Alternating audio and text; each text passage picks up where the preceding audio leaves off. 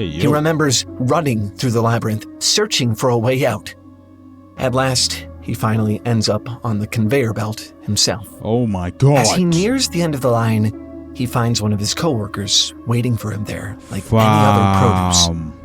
Suddenly, he understands. Before the labyrinth will let him go, he has to butcher one final animal. Oh, hell no. It's the same thing he's done a million times. It's just a different kind of meat now. Oh my god, bro. Yo, if you're a butcher out there, man, y'all might want to quit right now, dude. Oh my god. Can you imagine being the person that is responsible for doing this? Yo, what's up, guys? Welcome back to the channel. If you are new here, my name is Shama, and I've just come across this video on my timeline that's very eerie and very creepy. It's called The Cannibalism Industry. I watched like a few seconds of this, maybe like the first 20 seconds, and I'm very nervous. I'm not gonna lie. I don't know if this is based off of a true story or not. And I hope YouTube doesn't strike me down for watching this. Please don't. Okay, it's just a video on, on cannibalism. I guess that doesn't sound very good. It's not actually going to take place. We're not actually gonna see any. It's a cartoon. This video is by Tail Foundry. If you guys know who that is, I don't. This is the first time I'm ever gonna react to their videos. I don't know if this is their type of thing or not. If they're kind of like a Mr. Ballin type where they tell about real stories that are eerie that actually happened, bro. But it's giving me that type of vibe. So let's react to this video, man. Leave a like, subscribe, and yeah. Let's get ready for this. All right, really quick. If there was ever a Tail Foundry video you actually paused to read the content warnings on, let it be this one. Yo, my channel might suffer. YouTube, come on, bro. Please, have mercy on me. This is a video about cannibalism. It is exactly as gnarly as it sounds. You've been warned. Oh, Lord. All right, let's see. One of the most shocking, grotesque, surprisingly funny pieces of literature I've ever read is an 18th century pamphlet about meat. It's called A Modest Proposal. Okay. You may have heard of it. No. A Modest Proposal is a sick little piece of satire. It imagines a whole industry built around cannibalism. Okay. Not just any cannibalism. Satire. It's not real. Please. It's not. Not just any cannibalism, mind you. The mass consumption of human babies. Helpfully, the narrator lays out a meticulous plan detailing how exactly this would all work. There are whole paragraphs about how to farm children, descriptions of every possible way you could cook and eat them. Impoverished parents would raise their children like livestock, fattening them up to be eaten by the rich. A young, healthy child, the narrator notes, would be delicious when stewed, roasted, baked. Who is the person that wrote this story? I was gonna say put them in jail, but they're probably long dead because this was apparently written in the 1800s or something. I don't know, but what were they thinking, dude? This is disgusting. Even if you're trying to make it as like a satirical story, like some things are just not funny. Some things are just better left alone. We don't need to make books and make profits out of this type of thing. This is disgusting. Fattening them up to be eaten by the rich. A young, healthy child, the narrator notes, would be delicious when stewed, roasted, baked, or boiled. On special occasions, a whole roast child would make the perfect centerpiece to feed the whole community. Bro, what? By selling their children to be eaten, the narrator claims, Ireland's poor could finally make themselves useful. The writer of this piece, Jonathan Swift, is, as you can see, a master of satire. And this... Is he a master of satire? Or is he a creep? You know what I mean? It's like... I don't know. Sometimes authors write things and it's like, you're a bit too detailed with this. You're a bit too, into it. It's kind of like you have some kind of experience in it or something like that. And that's the type of vibe that I'm getting here. Using poor people as food is the most evil thing that I have heard, bro. That is disgusting. Master of satire. And this is perhaps his best-known piece. Really? It is also almost unbelievably direct. So hideous, so absurd that it flies almost straight past the realm of horror and into that of comedy. You can't deny this idea of an industrialized cannibalism is, if nothing else, effective. So effective, in fact, you see it in all kinds of media, even today. In the game Little Nightmares, you get to watch children be processed into meat and devoured by grotesque, monstrous adults. In the movie Daybreakers, a post-human society of vampires farm humans for their blood. The movie Soylent Green. Hey. You already know the twist. That stuff everyone is eating? Yeah? It's made of people. The idea of an entire cannibalism industry is so ridiculous, so hyperbolic, it's hard to read as anything but satire. No, it sounds creepy. I don't know about satirical. Maybe we have two different definitions of satirical, bro. Satirical to me is like South Park, you know what I mean? Or GTA 5, you know, like GTA games. Or that's satirical to me. It's funny. This is not funny. This is weird. This is depraved behavior. This is nasty work. The cannibalism industry is so ridiculous, so hyperbolic, it's hard to read as anything but satire. Undoubtedly horrifying, utterly unbelievable.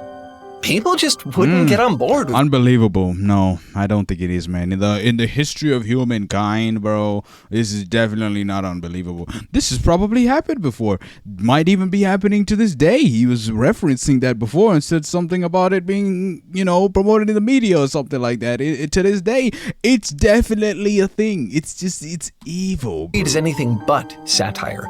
Undoubtedly horrifying, utterly unbelievable. People just wouldn't get on board with something so taboo, repulsive.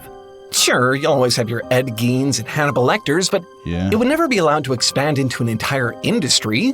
Humans would just never be able to stomach cannibalism like that.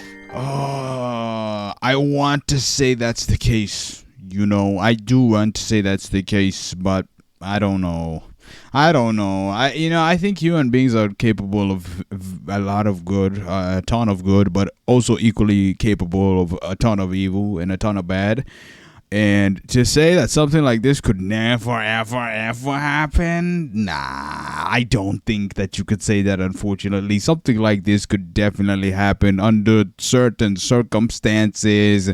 People are desperate. Hunger is going crazy. Somebody, rises to power and says, yo, this is what we gotta do. Use poor people as, your next meal. Like, bro, something like this could definitely happen, especially out of desperation. Desperation will breed all kinds of nastiness. So to say it could never happen, I don't think that's true. Like cannibalism like that, right? I hope, but no.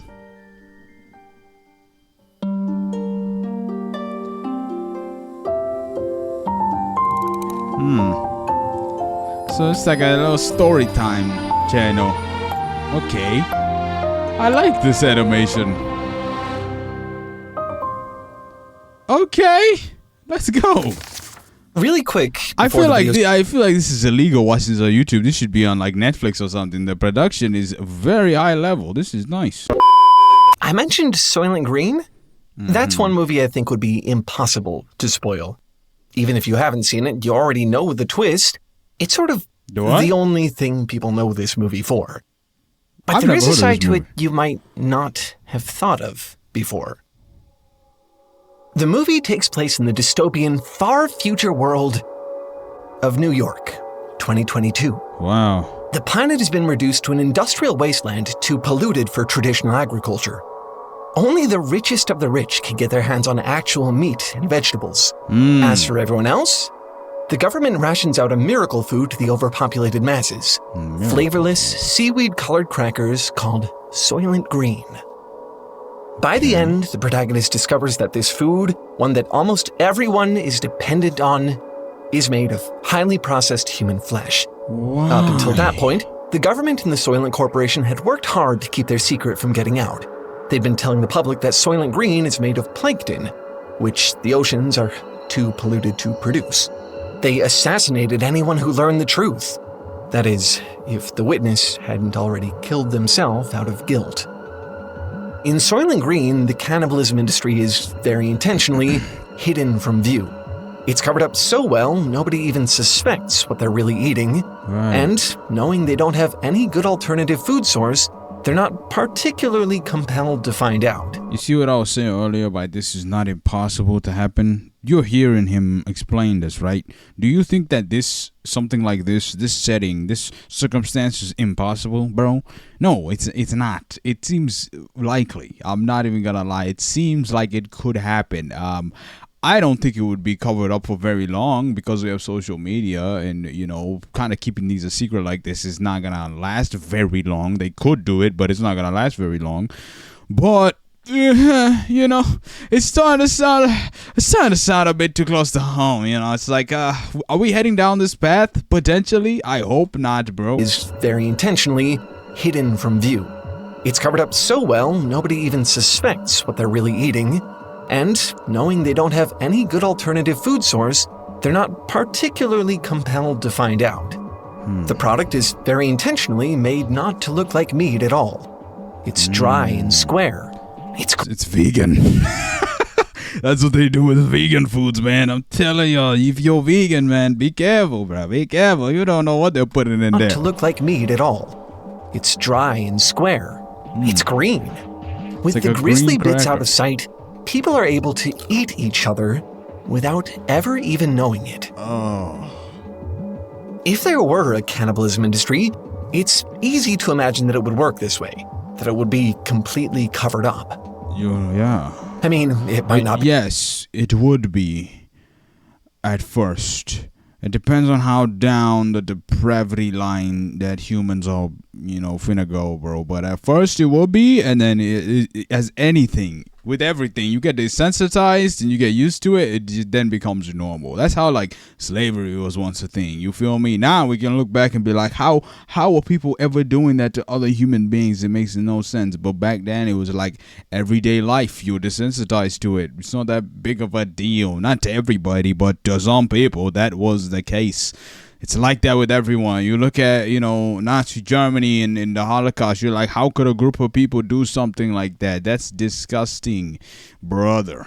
Human beings, when they're desperate, man, they can do all kinds of disgusting things. And then when it becomes normalized, that's when it becomes very dangerous, bro. So, yeah, still talking about how this is not impossible to happen. If there were a cannibalism industry, it's easy to imagine that it would work this way, that it would be completely covered up. I mean, it might not be Soylent Green exactly, but real-life factory farms already do this. They're traumatic environments, both for the livestock and the humans who work there. That's not exactly a huge secret, but from what I gather, most people don't really think much about it. No. It's easier to imagine that all of that mechanized death isn't happening at all. Out of sight, out of mind. Yeah. That part I pretty much get. What's harder for me to wrap my head around is how? How could such a large, exploitative industry just be swept under the rug? How could it operate on such a scale while remaining so efficient at what it does? There's an episode of the Magnus Archives podcast that I think does a really good job grappling with this question. In episode 30, Killing Floor, a former worker recounts his time in a slaughterhouse. Okay. Eventually, the work became too much for him, and he quit. He can't go back to work there again. He isn't allowed to. Apparently, the constant death has a way of desensitizing you. Boom. Literally what I was saying, bro. You get used to it. It's not that big of a deal. That's with anything in life, bruh. That's what I'm saying. It doesn't pertain to just like a food that you like and then you eat it every day and it's like, oh, I don't like it anymore because I eat it every day. This could pertain to death, bro. Just seeing a bunch of death and it's like, yeah, it is what it is. And somebody who hasn't seen it would be scarred by it. You might have been scarred at first, but then now you just see it all the time. It's like, meh, you feel me? That's how these type of things happen. And also you dehumanize the person. So you kind of maybe pick people. That's why they were saying poor people. You pick people who you don't think are, all that important, and you dehumanize them, and then it's like, it's not that big of a deal, it's okay. That's how they get away with it. Too much for him, and he quit. He can't go back to work there again. He isn't allowed to. Apparently, the constant death has a way of desensitizing you. After working on the killing floor, you sort of start to see everything as meat, even other human beings. Oh my They God. just start to look like more product yet that's to be processed. disgusting, bruh. He, understandably, didn't like that feeling and wanted to get away from it. But when he tried to leave, he found that he couldn't. The building seemed to stretch on infinitely, door after door, hallway after hallway, and all of it But as empty. in a scary movie. Nobody there, not even the animals. Hey, He yo. remembers running through the labyrinth, searching for a way out.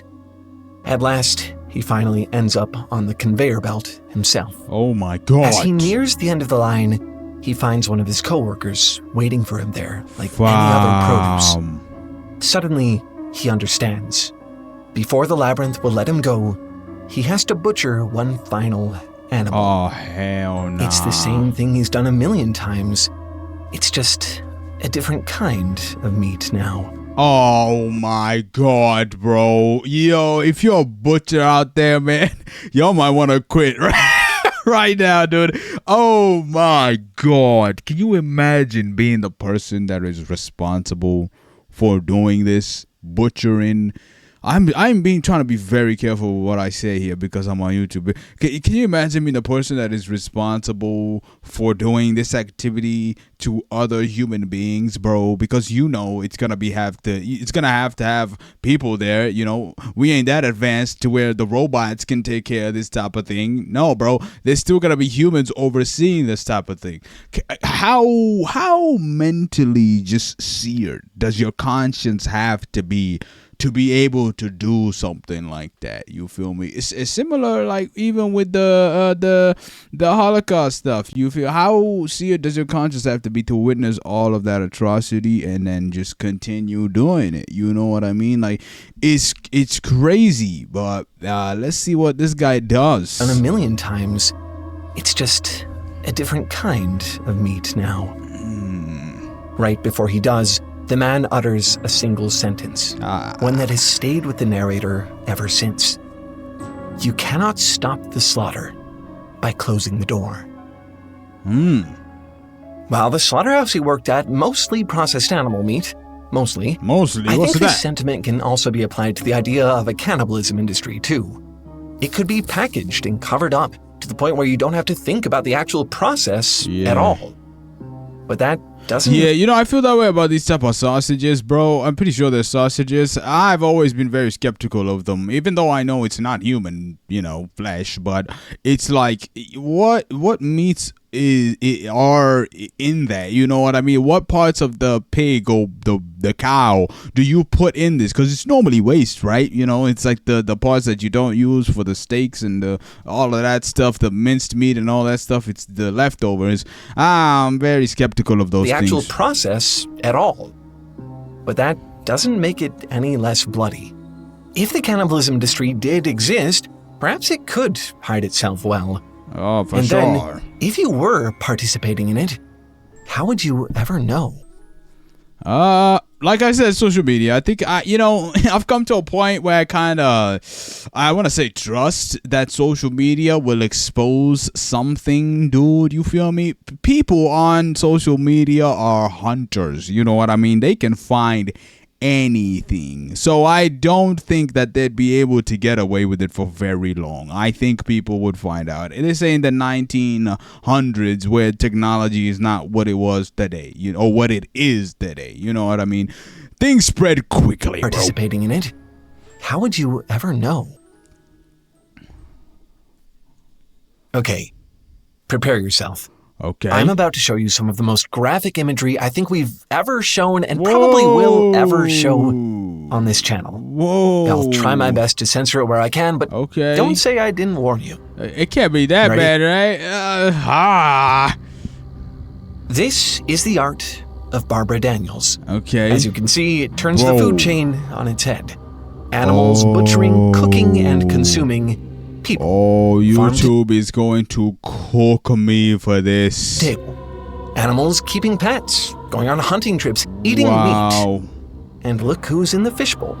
Look who's on the plate. If you're feeling we a do bit this to bothered, animals. a bit disturbed, I am. well done. That's the point. Okay, to make good. you feel that dissonance. Good.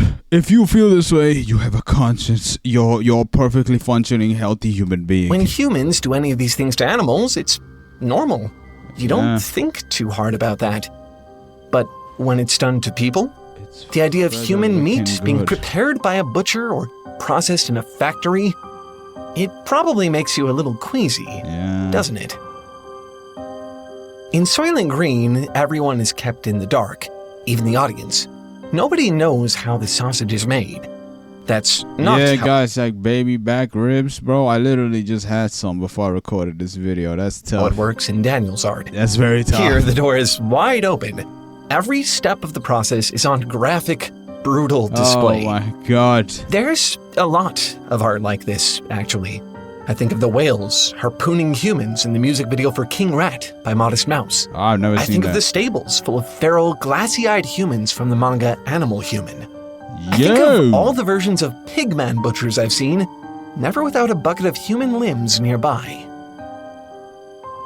Despite the meat industry's efforts, it strikes me that humans are, by and large, obviously still very much aware of what's going on. Yeah? So, why try to close the door at all? I mean, if the secret's already out, you might as well just leave it open. But could you do it? Could people ever just get used to the idea of a cannibalism industry? What would realistically need to happen for people to Yes. know what they're eating, who they're eating, and just Right. Who? It's the who, bro. The who matters a lot. It's going to be, it would be in that context, people that a group or society doesn't deem as important or as, I guess, full humans. You dehumanize them, and then it's not that big of a deal. You know what I mean? They will not make it to be like, oh, your mom or your sister or your grandma. You feel nobody wants to do that. You know, it's gonna be somebody that you have no relation to, you have no history with whatsoever. Maybe you have a bad background with them already, so it's easy to vilify them. You know, that's more than likely going to be the play here. eating, and just be okay with it. In the book Tender is the Flesh by Agostina Basterrica, Yo, what are these books, bro? Yeah, come on now. If you're talking about this for like philosophical reasons to see why humans like are, interesting and why they participate in such disgusting behaviors or, participate in such evils, fine. But if you're doing this for the love of the game, bro, and you're just making a book called Tender is the Flesh, bro, like what is wrong with you? Bro, you gotta be a little demented. But let's hear him out. Maybe he did it for philosophical reasons. In the book Tender is the Flesh by Agostina Basterrica, the answer is surprisingly simple. Okay. What it really comes down to is language. The story takes place in a dystopian world where a virus has rendered all animals inedible. In a shockingly brief amount of time, human flesh becomes the only source of meat. It's far worse than that, actually. Not only does everyone accept cannibalism in this new world, most of them embrace it. Tender is the Flesh presents a truly horrifying vision of the world, one where humans are factory farmed, hunted on game reserves, and experimented on in laboratories.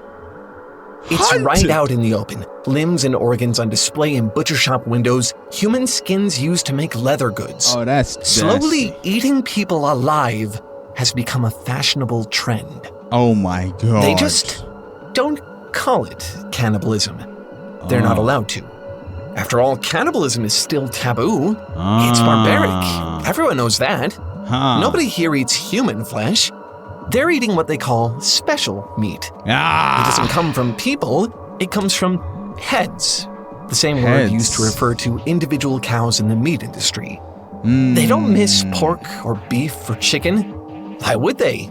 As the advertisements say, they're eating the same meat as always, but tastier. You see, this is how it would get done. Language, bro. I get what he was saying. You don't use the taboo word like cannibalism. Everybody knows what that is, and everybody knows that's a big fat no-no. Most of the population, at least. You gotta say things like a special meat or meat substitute or something. Instead of saying humans, you're saying heads or bones or flesh walkers. You know what I mean? Like, you gotta change the lingo so you don't feel as bad when you're participating in this disgusting barbaric behavior.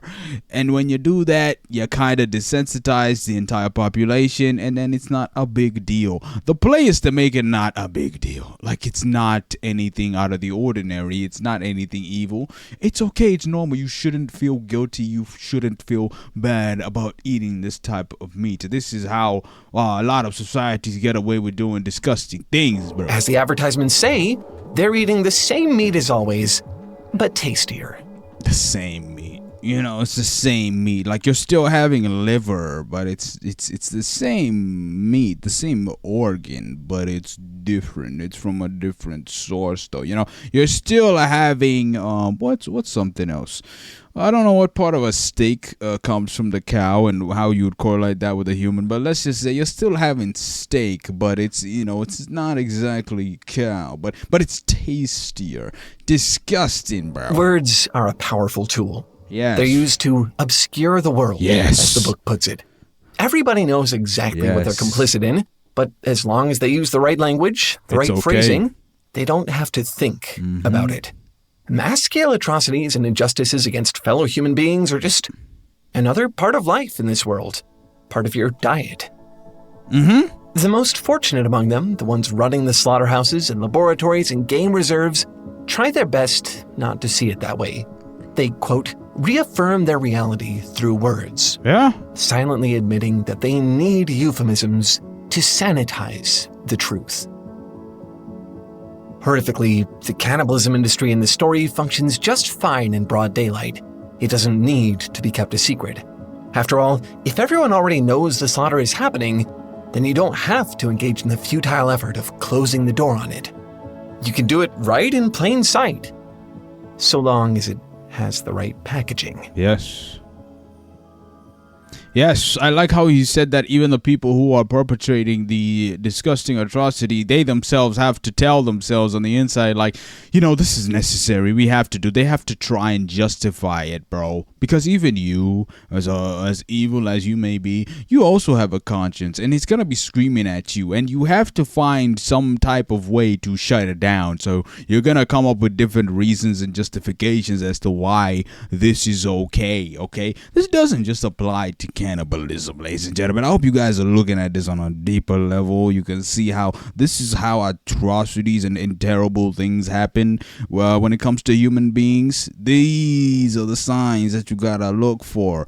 The language, the desensitizing, the dehumanizing, things like that you gotta watch out for.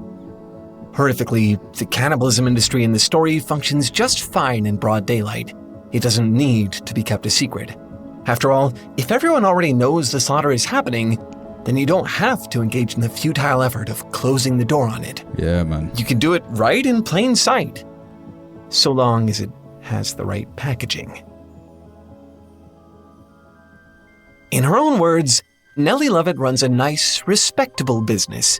Every day, crowds of people flock to her meat pie shop. Despite the impossible price of meat, Mrs. Lovett's baked goods have gone from the worst pies in London to an overnight sensation. And at this point, it wasn't because of her herbs and gravy. Mrs. Lovett serves the good people of London to each other. Ew. Something that's very interesting to me when it comes to these cannibalism. I don't know why I'm doing this, but these cannibalism stories is that every single time the perpetrator serves the people cannibalism, like food, human flesh, it's always tastier. It's always labeled as tastier or described as tastier. Why is that the case? That's very weird to me. You feel me? I don't want to discover why. You know what I mean? I'm not trying to do that, but I've just noticed that every single time. Even here, her pies were disgusting before. She was using, beef meat more than likely, or chicken. I don't know, whatever types of pies that she was making, the meat pies. She substituted the meat, and now all of a sudden everybody loves them, bro. Why? Why is it better? Disgusting. And at this point, you know it wasn't because of her herbs and gravy. Mrs. Lovett serves the good people of London to each other. To pull this off, she's reached a, shall we say, business arrangement with her partner in crime, the murderous barber, Sweeney Todd.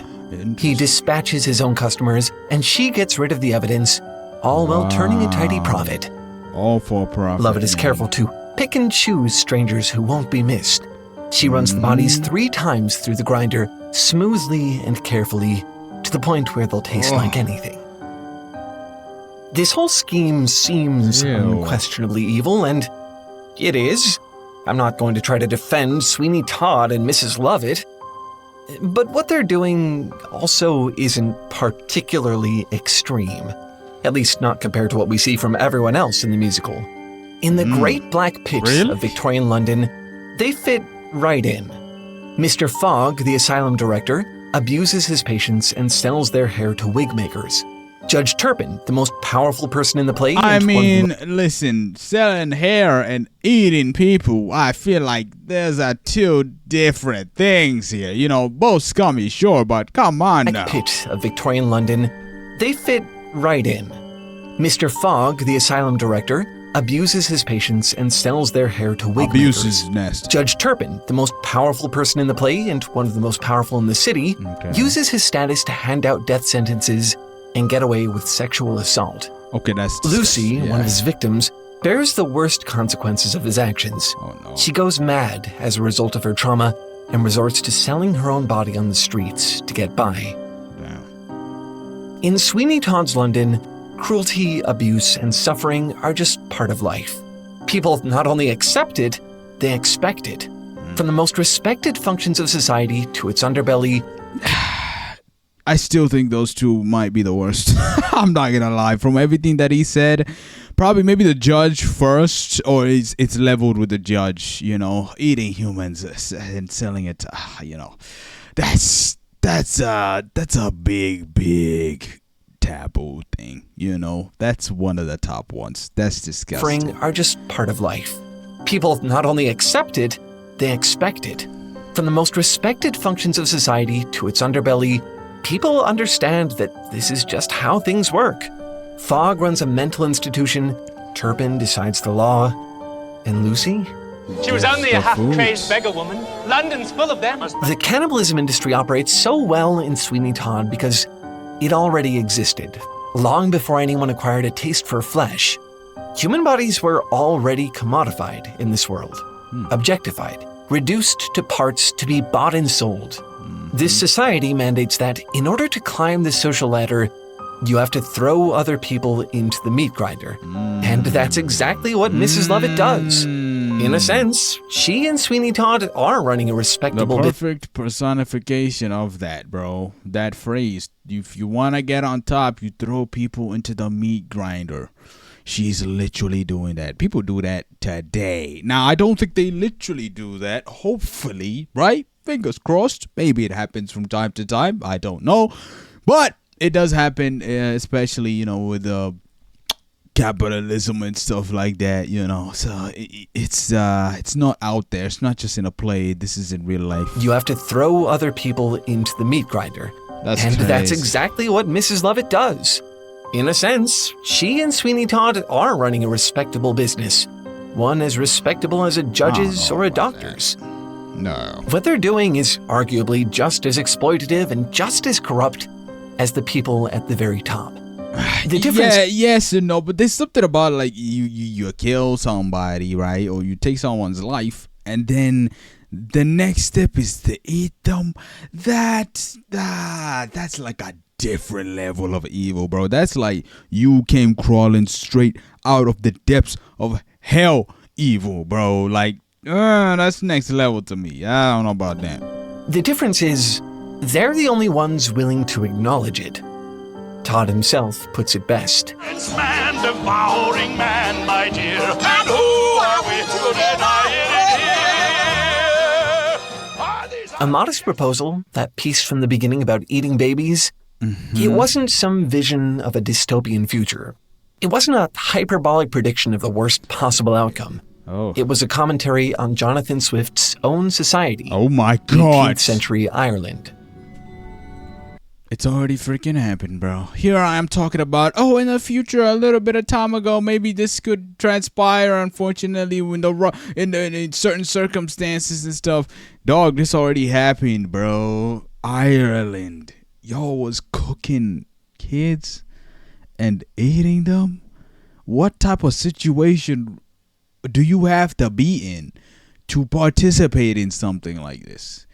Like, bro, you know those videos that you see? It's like, Hope Corps, and they give you hope for humanity and things like that, kindness compilations, stuff like this. When you hear about real historic atrocities that have happened before, I don't know how good or bad humans are, man. You know what I mean? Like, we are just a mixed bag, bro. We are capable of some really, really disgusting and depraved things, gang. On a societal level, let alone a individual level. Oh my God. Let's hear about the history about this still. Jonathan Swift's own society, 18th century Ireland. Wow. As Princeton professor Louis Landa points out in his essay, A Modest Proposal and Populousness, the pamphlet was arguing against a common belief at the time that, quote, people are the riches of a nation. In other words, people were only considered to be as valuable as what they could contribute to the economy.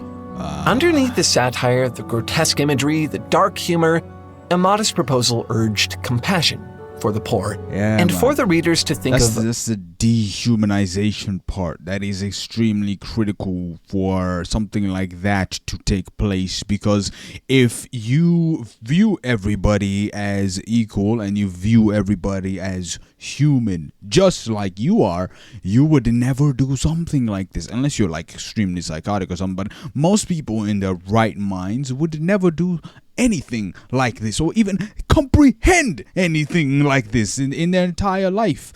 But when you dehumanize somebody, you strip that away from them. Now they become almost like an animal. And if we do it to cows, it's no different than doing it to this person or this particular group of people. You see that, bro? This is nasty. Proposal urged compassion for the poor and for the readers to think of a real solution to help them. Right. These cannibalism stories... Like, literally, you could just not eat meat, You could literally just become, like I said, a vegan, bro. I know I was, like, kind of clowning y'all a little bit in the beginning of the video, but, like, you could just not eat meat and eat seeds and fruits and vegetables, things like that. Grow some crops. How about that? Instead of hunting down people and putting them in farms or something like that. Like, you can have thought of a better alternative, maybe go fishing or something like that. We don't have to resort to this type of thing. Help them. These cannibalism stories, as gory and grisly as they may be, aren't about meat. Not entirely. Ultimately, they seem to be about exploitation. They're about all the things people accept without question. What they're too comfortable to question, what they consume, whether the door to the killing floor is open or not. Cannibalism is taboo. It's shocking enough when one person does it, let alone an entire society. But if it were packaged well enough and everyone else did it, wouldn't you? Nah, man. As an outsider looking in at humanity, it's hard for me to think that the answer would be no for most of you. In a sense, everyone has their meat. some version of it.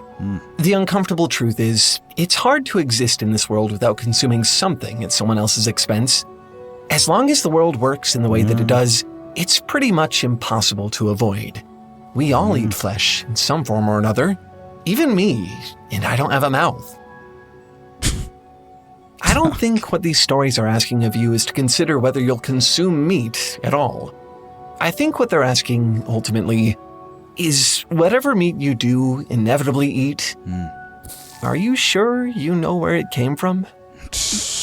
Man, that's especially true in America, bro. You feel me? I'm a Kenyan, so back home, you know where your meat's coming from. You know, it's coming from farmers who don't put GMOs and things like that into the food so that the freaking cow can grow faster or bigger or anything like that. It's natural, you feel me? It's not, I mean, obviously you gotta slaughter the animal to eat it, obviously, but it's not this type of factory setting where you're mass killing goats and you're mass killing cows and all these animals for the sake of profit. You feel me? So usually outside of the United States, maybe in the eastern part of the world, you know where your food's coming from. It's more fresher. You feel me? It's not. It doesn't have these preservatives and things like that. Now here in the good old United States, bro, different story. You feel me? You gotta be more careful about what meat you're eating. You have to look at the labels. You gotta be concerned about the brands and things like that. It truly does matter. Whereas if you don't live in the United States, it's a different story for you. Are you sure you know where it came from? I'm not saying that it's perfect. I'm not saying that it's perfect outside the United States, but I'm saying it's probably not as bad. Well, that's the end of the video, guys. Let me know what you guys think about this in the comments below. This is a very eerie type of video. I'm sorry if I ruined your mood or, you know, made you feel some type of way, but maybe it also helped you think, you feel me, and kind of I'm not a vegan, by the way. I'm not a vegan and I'm not a vegetarian. I'm not here to tell you not to eat meat. I ate baby back ribs before this and I'm gonna eat meat after this for dinner. You feel me? I'm not out here preaching that type of thing. What I am here saying is to watch out for these signs that I was speaking about, the dehumanization and the exploitation of other human beings, and to watch out for that in your own self. You can't control everything around the world, but you can control yourself, and don't be that type of person. You feel me? Don't be the type of person that gets stuck into this type of thing or like swallowed into this type of thinking, fam. Like, stick to your morals, be kind to people, treat everybody the same. You feel me? Like, let's just be good human beings. Leave a like, subscribe, go check out one of these 2 videos. I'll see you guys over there. Hopefully you can have a laugh in those videos. Take care.